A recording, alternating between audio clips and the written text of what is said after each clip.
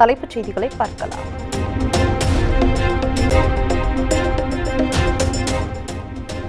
டெல்லியில் சனிக்கிழமை பிரதமர் மோடி தலைமையில் 9வது நிதி ஆயோக் கூட்டம். முதலமைச்சர் மு க ஸ்டாலின் புறக்கணிக்க உள்ள நிலையில் எதிர்க்கட்சிகள் ஆளும் மாநில முதலமைச்சர்களும் புறக்கணிக்க திட்டம்.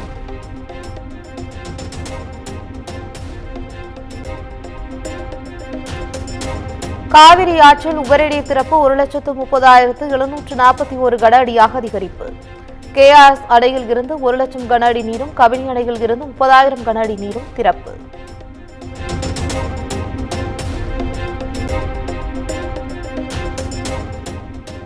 கர்நாடக அணைகளில் இருந்து அதிக அளவு தண்ணீர் திறக்கப்படுவதால் காவிரியில் வெள்ளப்பெருக்கு. மேட்டூர் அணைக்கு நீர்வரத்து மேலும் அதிகரிக்கும் என்பதால் சேலம், கரூர் உள்பட 9 மாவட்டங்களுக்கு வெள்ள அபாய எச்சரிக்கை.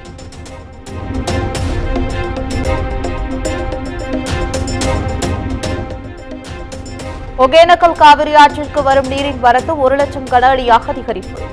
பரிசல்களை இயக்கவும் ஆற்றில் குளிக்கவும் தொடர்ந்து 11வது நாளாக மாவட்ட நிர்வாகம் தடை.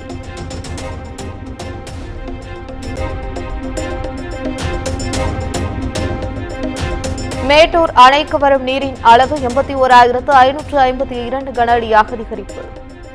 அணையின் நீர்மட்டம் 95.50 அடியாக உள்ள நிலையில் ஓரிரு நாளில் நீர் திறக்க வாய்ப்பு.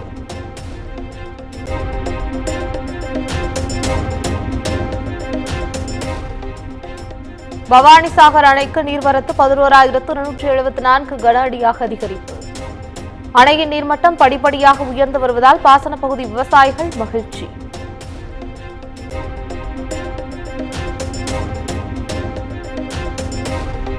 அமைச்சர் பொன்முடியின் 14 கோடி ரூபாய் மதிப்புள்ள சொத்துக்களை முடக்கியது அமலாக்கத்துறை. மணல் குவாரியில் சட்டவிரோதமாக அளவுக்கு அதிகமாக செம்மண் எடுத்த வழக்கில் அதிரடி நடவடிக்கை.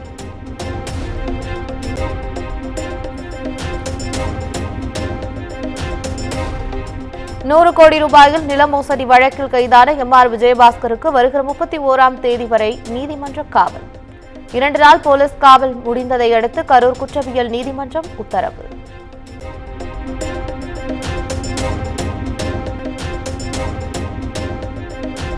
பெண் காவலர்களை அவதூறாக பேசிய வழக்கில் சவுக்கு சங்கருக்கு நிபந்தனை ஜாமீன். கோவை 4வது குற்றவியல் நீதிமன்றம் உத்தரவு.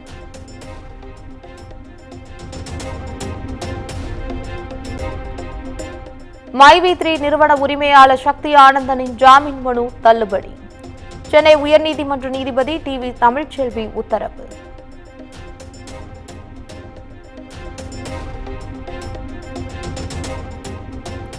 அரசு போக்குவரத்து கழகம் எப்போதும் தனியார் மயம் ஆகாது. அமைச்சர் சிவசங்கர் உறுதி.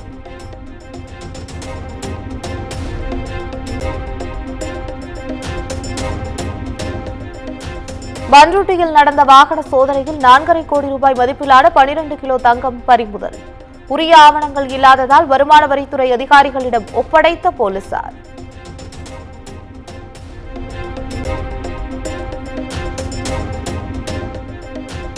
கர்நாடக நிலச்சரிவில் சிக்கி நாமக்கல் லாரி ஓட்டுநர்கள் உயிரிழந்த விவகாரம். குடும்பத்தாரை DNA பரிசோதனை செய்ததில் லாரி ஓட்டுநர் சரவணனின் உடல் பாகங்கள் கண்டுபிடிப்பு.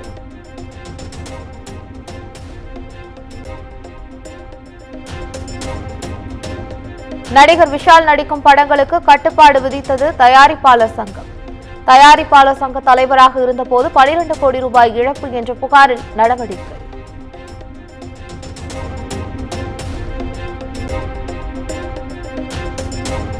தயாரிப்பாளர் சங்கத்தின் வைப்பு நிதி செயற்குழுவின் அனுமதி பெற்றே பயன்படுத்தப்பட்டது. தயாரிப்பாளர் சங்கத்தின் குற்றச்சாட்டுக்கு நடிகர் விஷால் விளக்கம்.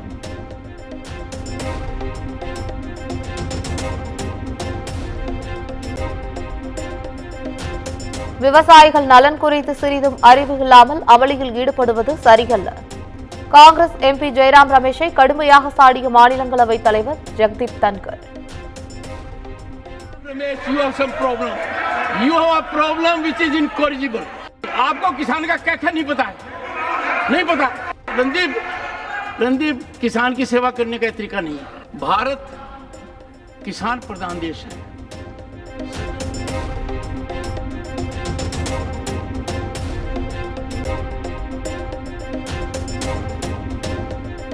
மக்களவை எதிர்க்கட்சித் தலைவர் ராகுல் காந்திக்கு புதிய அரசு பங்களா ஒதுக்கப்பட்டதாக தகவல்.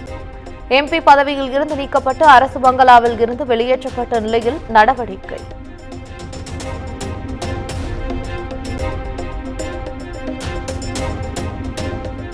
எந்த நிதியுதவியும் வழங்கவில்லை என்றாலும் எளியோரின் கோரிக்கைகளை நிதி ஆயோக் கூட்டத்தில் வெளிப்படுத்துவேன். 5 மாநில முதலமைச்சர்கள் நாளை நிதி ஆயோக் கூட்டத்தை புறக்கணிக்கும் நிலையில் மேற்குவங்க முதலமைச்சர் மம்தா பானர்ஜி கருத்து.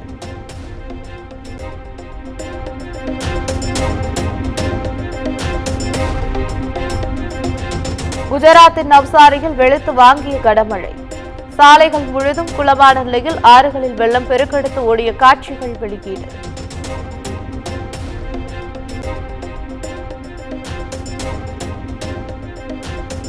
அமெரிக்க அதிபர் வேட்பாளராக எதிர்பார்க்கப்படும் கமலா ஹாரிஸை போனில் அழைத்து வாழ்த்திய ஒபாமா தம்பதி. மிகவும் அற்புதமான நினைவு கூறல் என கமலா ஹாரிஸ் எக்ஸ் வலைதளத்தில் பதிவு.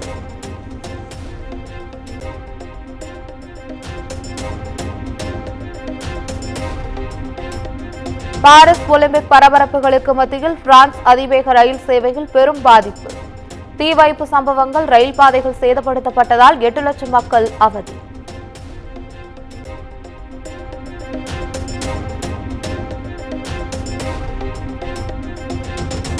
இருபது ஓவர் மகளிர் ஆசிய கோப்பை கிரிக்கெட் தொடரின் இறுதிப் போட்டிக்கு முன்னேறியது இந்தியா. இலங்கை தம்புலாவில் நடைபெற்ற அரையிறுதிப் போட்டியில் வங்கதேசத்தை 10 விக்கெட்டுகள் வித்தியாசத்தில் வீழ்த்தி அசத்தல்.